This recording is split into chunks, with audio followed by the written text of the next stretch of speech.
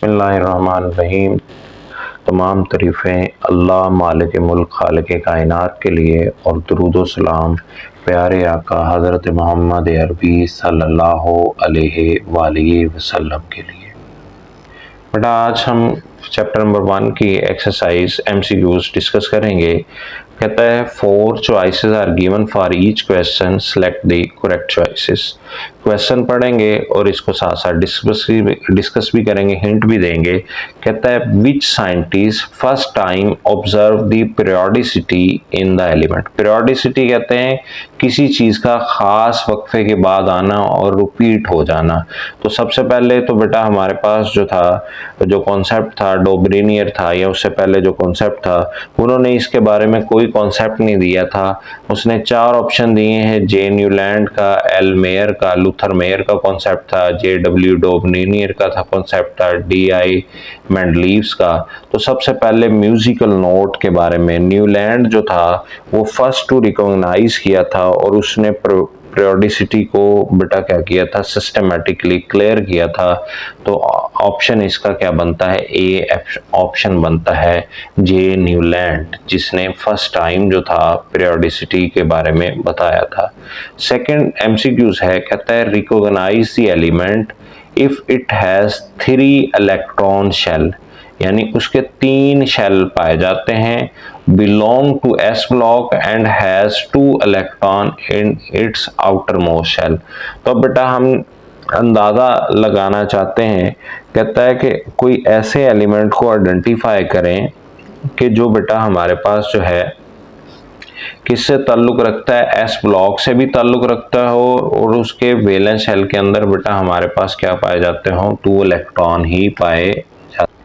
अब देखें ये 2 मेंबर सोडियम और पोटाशियम तो ग्रुप 1 से ताल्लुक रखते हैं, S ब्लॉक से ताल्लुक तो रखते हैं, लेकिन ये ग्रुप 1 से ताल्लुक रखते हैं। तो एक तो ये बात क्लियर होगी कि 2 इलेक्ट्रॉन इनके पास नहीं होंगे। ये कैल्शियम और मैग्नीशियम जो हैं वो दोनों बेटा सेकंड ग्रुप से ताल्लुक रखते हैं, इसका मतलब उनके वैलेंस इलेक्ट्रॉन 2 होंगे। लेकिन उसने कहा है 3 इलेक्ट्रॉनिक शेल।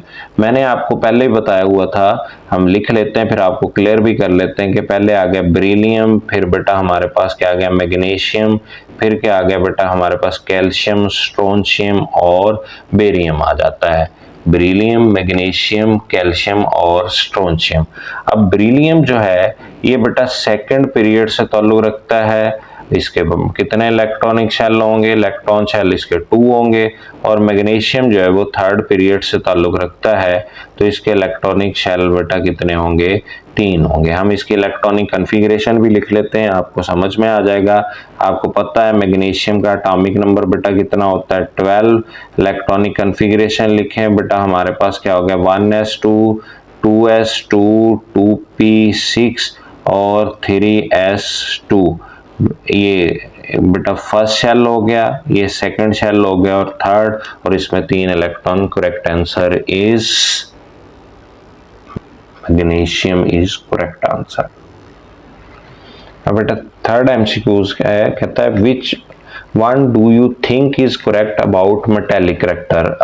मेटेलिक करेक्टर का अगर आप कॉन्सेप्ट होगा तो आप इसको इजीली कर सकते हैं। कहता है it decrease from top to bottom in a group, ये कभी भी ये नहीं होता। It increase from top to bottom in a group.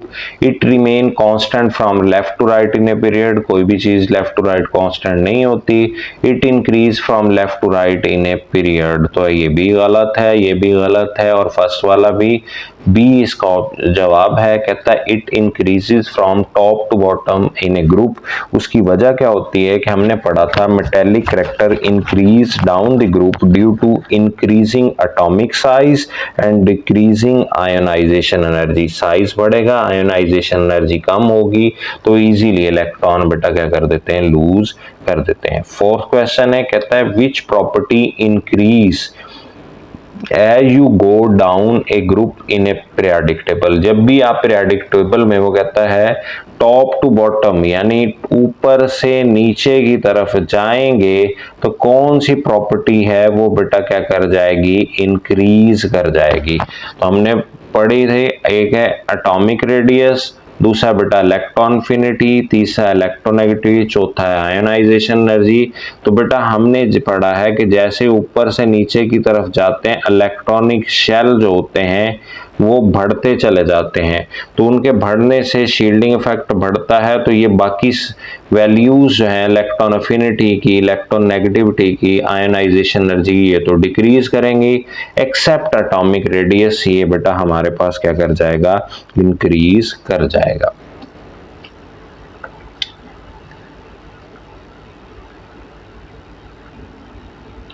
Next question है, कहता है which set of the following condition result in higher ionization energy. इनमें कौन सा सेट है जिसमें आयनाइजेशन एनर्जी जो होगी वो बेटा हमारे पास क्या होगी, ज्यादा होगी। बेटा हमने इसके फैक्टर पढ़े थे, जितना न्यूक्लियर चार्ज ज्यादा हो और एटॉमिक रेडियाई कम हो उतनी उसकी आयनाइजेशन एनर्जी ज्यादा होती है। हम देख लेते हैं, कहता है smaller atom and greater nuclear charge, smaller atom and smaller nuclear charge, ये तो स्टेटमेंट ही गलत होगी। Larger atom and greater nuclear charge, ये भी स्टेटमेंट गलत होगी। एटम जितना लार्जर होगा उसका न्यूक्लियर चार्ज भी कम हो जाएगा। Larger atom and smaller nuclear charge, ये स्टेटमेंट कुछ ना कुछ समझ में आती है। अब बेटा हमारे पास जो है सबसे ज्यादा जो है एक्यूरेट आंसर जो बनता है वो ए है। कहता है स्मॉलर एटम होगा, यानी उसका एटॉमिक रेडियाई कम होगा, शील्डिंग इफेक्ट कम होगा, उसका इफेक्टिव न्यूक्लियर चार्ज ज्यादा होगा, तो उसमें उसकी आयनाइजेशन एनर्जी जो होगी वो ज्यादा होगी। उसकी वजह क्या है कि स्मॉल एटम जो होता है with high nuclear charge hold electron tightly requiring more energy to remove an electron.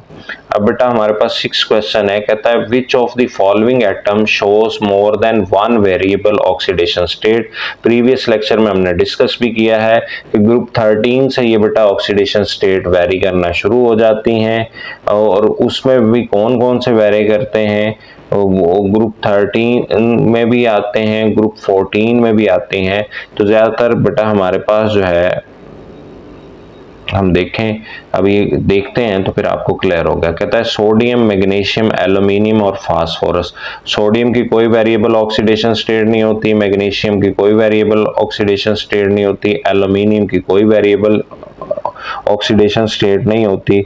सिर्फ इसमें फास्फोरस है, इनमें ऑक्सीडेशन स्टेट -3 भी होती है, +3 भी होती है और +5 भी इनकी ऑक्सीडेशन स्टेट हमारे पास पाई जाती है। 7 क्वेश्चन है, कहता है which is the correct general trend in the variation of electron affinity in a group. कहता है आपने ट्रेंड बताना है और सही वाला ट्रेंड बताना है किसके अंदर, ग्रुप के अंदर। तो बेटा ग्रुप के अंदर तो आपको पता है कि एटॉमिक साइज इंक्रीज करता है जब डाउन एक ग्रुप में जाते हैं, तो एटम अट्रैक्ट करेगा लेस स्ट्रांगली, तो इसकी वजह से एक्सोथर्मिक जो होगा वो लेस एक्सोथर्मिक होगा, यानी लेस अमाउंट ऑफ एनर्जी वहां से बेटा क्या करेगी, रिलीज होगी। तो ये बेटा हमारे पास क्या है, it become less negative from top to bottom, it become more negative from top to bottom, it remains the same, it has no definite trend and change in regularity। तो पहली बात है कि पहला ही इसका ए आंसर है, less negative बनेगा जैसे ही हम टॉप टू बॉटम चलते चले जाएंगे।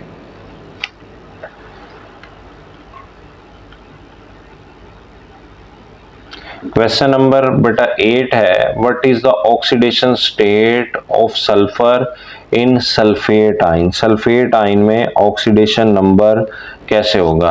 प्रीवियस लेक्चर के अंदर हमने इसको डिस्कस भी किया है, मैं आपको इसकी हिंट लिख देता हूं कि आपने SO4 और जो -2 है वो फ्रंट पे ले जाना है, -2। अब oxidation number of sulphur +4 into oxidation number of oxygen, directly कर लेते हैं, -2 इज इक्वल टू बेटा हमारे पास क्या आ गया, -2 के 4 × 2 तो ये -8 हो जाएगा, -8 जब दूसरी तरफ जाएगा तो ये बेटा +8 हो जाएगा, तो ऑक्सीडेशन नंबर जो होगा वो बेटा हमारे पास क्या आ जाएगा, इसका +6 इसका ऑक्सीडेशन नंबर आ जाएगा। बेटा क्वेश्चन नंबर 9 है, कहता है which is the correct trend in the variation of electronegativity along a period of the periodic table. Correct left to right क्या होता है? It decrease from left to right across a period, it increase from left to right across a left to right electronegativity, electron affinity, ionisation energy क्या करती है? Increase करती है। बाकी सारे गलत है। कहता है क्वेश्चन नंबर 10 है, कहता है atomic radius generally dash across a period in periodic table. Period में एटॉमिक रेडियस क्या होता है?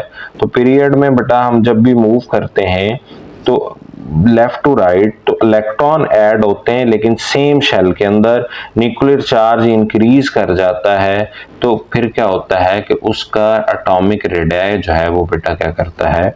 डिक्रीज कर जाता है।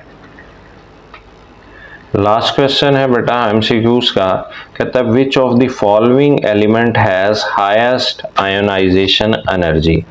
हम इनमें देखें कि सबसे ज़्यादा आयोनाइजेशन एनर्जी किसकी ज़्यादा होती है। हमने पढ़ा है लेफ़्ट टू राइट इंक्रीज करता है, तो आर्गोन जो है वो इनमें देखें सोडियम है, मैग्नीशियम है, एल्यूमिनियम है, आर्गोन है। आर्गोन नोबल गैस है, फुल आउटर शेल होता है, स्टेबल होता है, तो इसलिए इसमें से इलेक्ट्रॉन निकालना मोर डिफ़िकल्ट है, तो आर्गोन की इलेक्ट्रोनेगेटिविटी ज़्यादा होगी। उम्मीद है आपको ये कॉन्सेप्ट समझ में आया होगा। इसके साथ ही हम कुछ एडिशनल एमसीक्यूज भी किया करेंगे ताकि आपको इस कॉन्सेप्ट को समझने में, इस चैप्टर को समझने में आसानी हो। मिलते हैं नेक्स्ट लेक्चर में, तब तक के लिए इजाज़त दीजिए। अल्लाह हाफिज़।